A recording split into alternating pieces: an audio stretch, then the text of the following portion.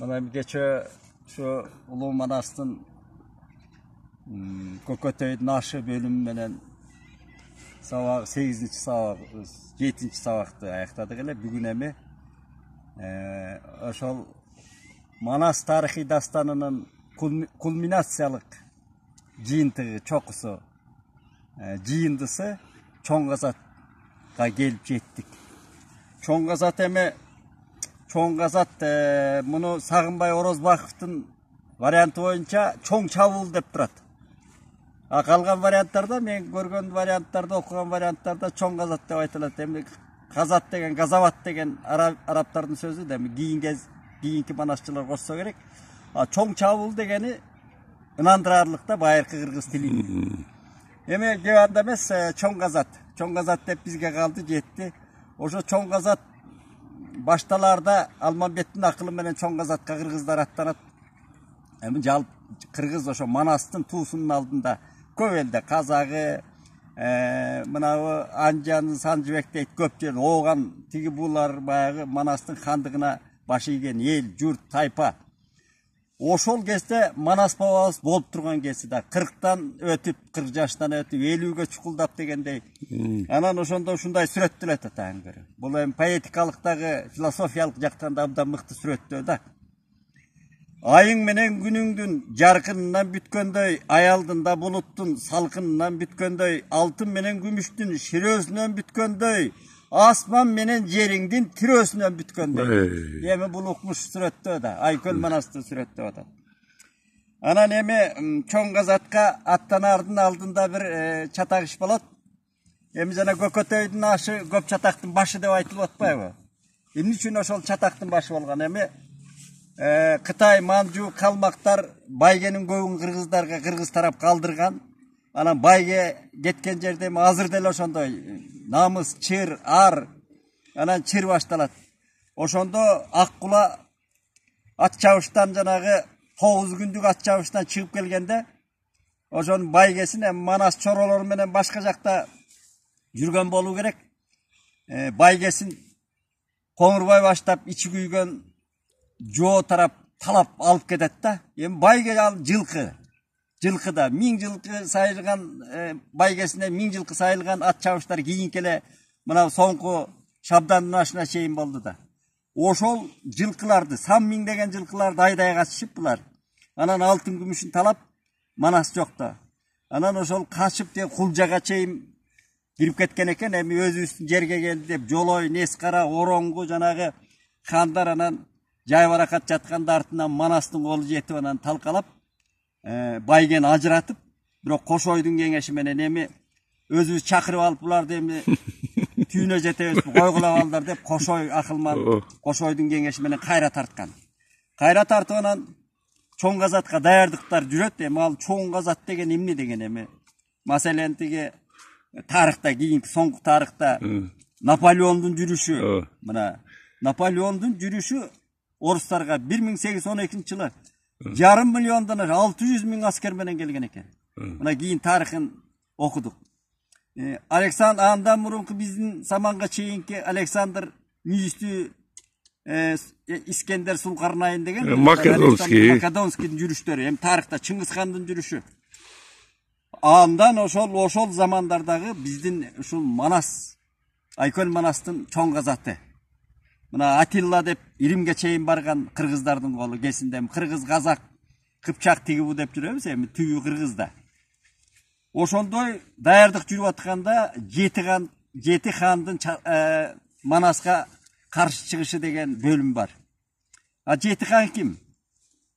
Жети хан ошол үрбү баштаган бир тобу Эртөштүк ушундай хандар үрбүнүн ошол чукулчул аты бар экен, Чуутурак Жанекен деп айтылат, Көкөтөйдүн ашында. Үрбү Манаска таарынган жери бар. Себеби жанагы ат чаап атканда Көкөтөйдүн ашында үрбү чаап келип айтат да, "Ай Манас баатыр, Манас ханым деп 2 күнгө чаап алатты" дегенде ошондо Манастын ачуусу келип жана булдурсун менен башка салып жиберген жери бар да. Ошол 2 күн деген эмне? Сен Көкөтөйдүн ашы, кыргыздардын ашы сага оюнчукпу? Деп ачуусу келген Манас эми. Ал Манас, Камкор Манастын ачуусу ерен да. Анан ошондо үрбүнүн орою жарылып, орою деп мына бети дейт. Жарылып анан ошондой нааразычылык болгон. Ошондо Кошой бабаңыз тыйып атат Манасты. Көрдүңүзбү?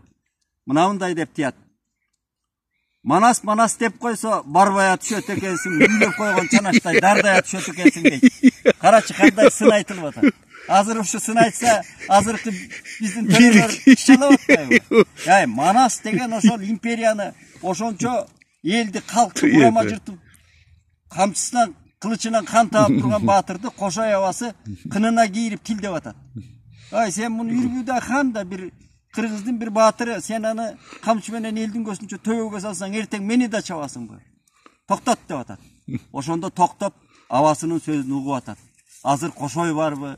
Ошол Айкөл Манас барбы азыр? Мына эмне деген эскерткич, эмне деген үлгү жатат.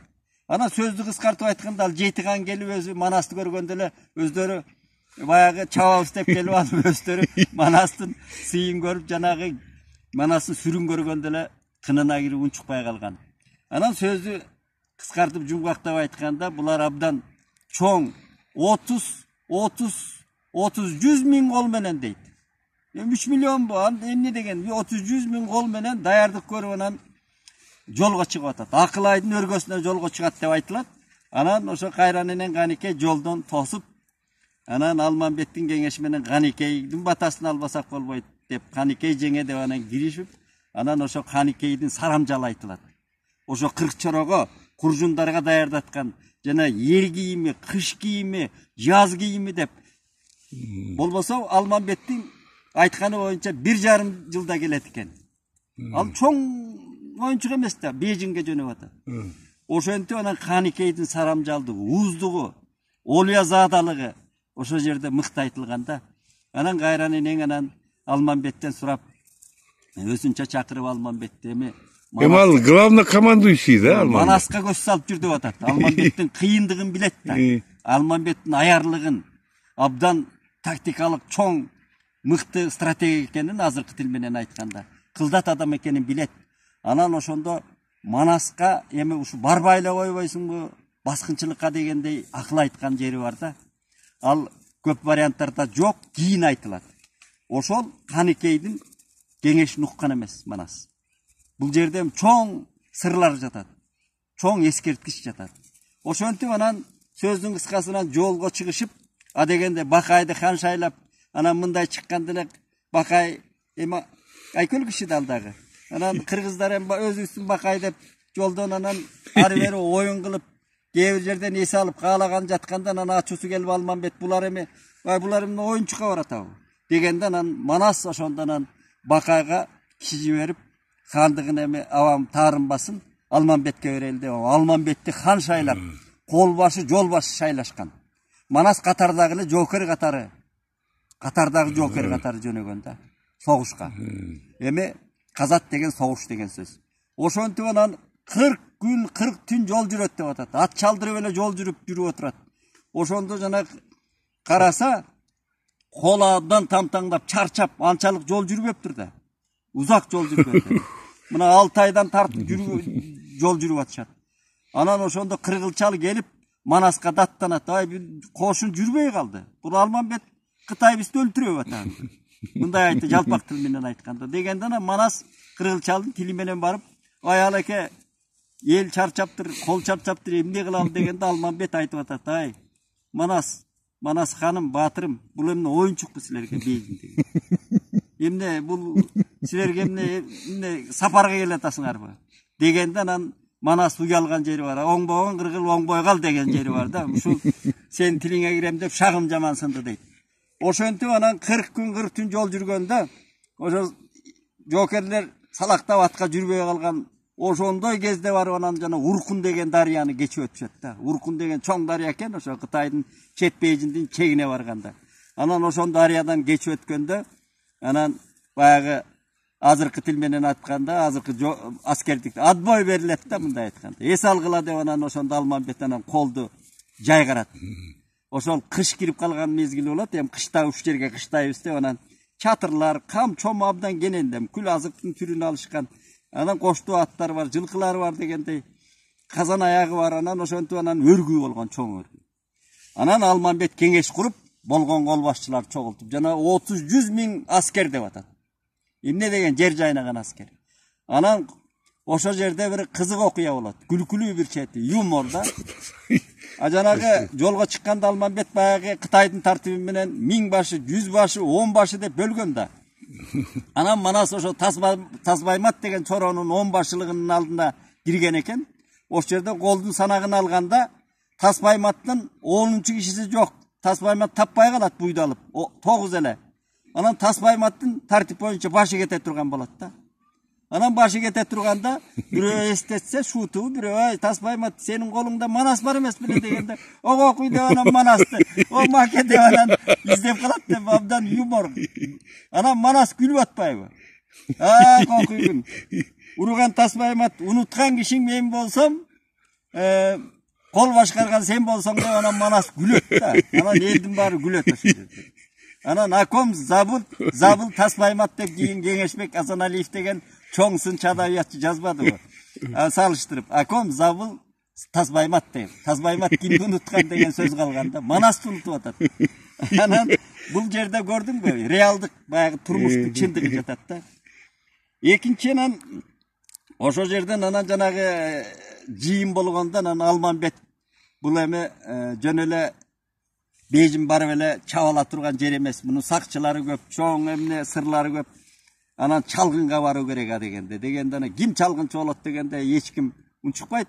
Анан Манас айтат: "Малаке, өзүң жерди билесиң, сырды билесиң. Өзүңдөн өткөн ким бар эми? Чалгынды өзүң сал" деп анан ошондо анан Алмамбет жанына жолдош алат.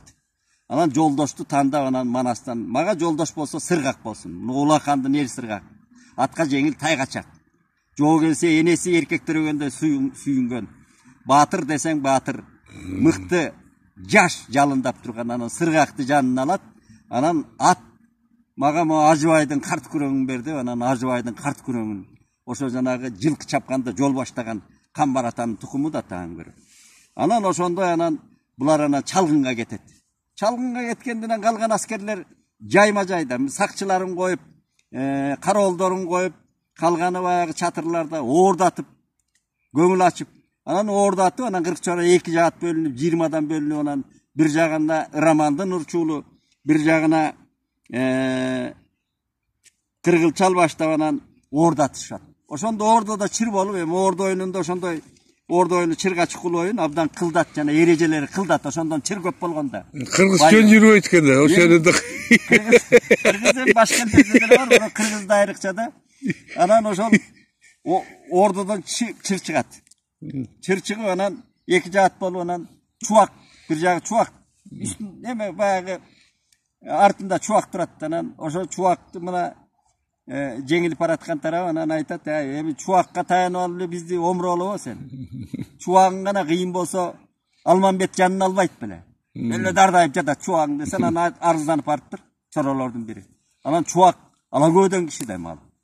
Жоonu сайда чубак сайда аты калды Манаска деп абдан бир арстандай сүрү бар баатыр болгон. Анан Алакөөдөн киши анан баягы көкүткөн сөзгө ишенип атаан көрү бул оңбогон Кытай кул мени албайт деп анан намысына келип анан артынан нойгуттардын жигиттерин ээрчитип алып анан жөнөп атат: "Мен артынан барып соём" деп.